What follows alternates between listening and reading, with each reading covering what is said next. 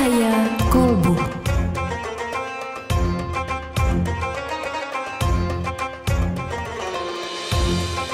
Sahabat Indonesia yang dirahmati Allah, salah satu problematika yang dihadapi bangsa ini juga salah satunya adalah persoalan toleransi. Toleransi ini kadang-kadang kita tidak memahami batasan-batasannya, atau misalnya ada batasan yang itu sifatnya ikhtilaf di kalangan ulama. Contoh misalnya, ada yang mengatakan Islam ini kan rahmatan lil alamin, artinya berkasih sayang dengan sesama makhluk yang ada di alam ini gitu.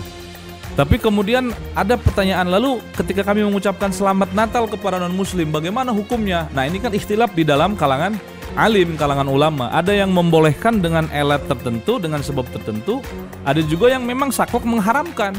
Karena hukumnya ketika kita mengucapkan selamat Natal sama dengan menegasikan kelahiran anak Tuhan, sehingga itu dibatasi sampai situ.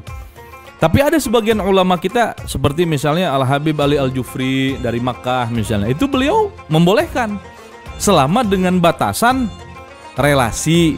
Kita punya berkawan, kita bersahabat, atau misalnya kita punya bos non-muslim, kita ucapkan tidak ada ruginya. Karena makna itu adanya bukan di dalam lafaz tapi di dalam kolbun. Tapi bagi kita yang tidak punya posisi strategi, tidak berkanan berbisnis dengan orang-orang non, untuk apa diucapkan gitu.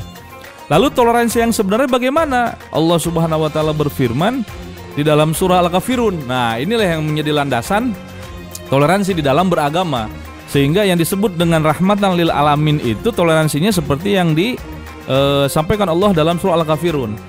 Latar belakang asbabun nuzul daripada ayat ini adalah ketika orang-orang kafir Quraisy mengatakan kepada Nabi, "Ya Muhammad, saya siap untuk menerima dakwah antum dengan catatan hari ini saya menyembah Tuhan kamu, besok kamu menyembah Tuhan saya."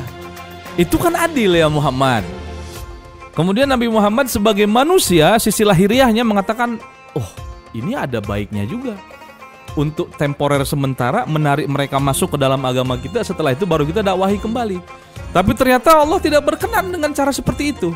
Turunlah surat Al-Kafirun.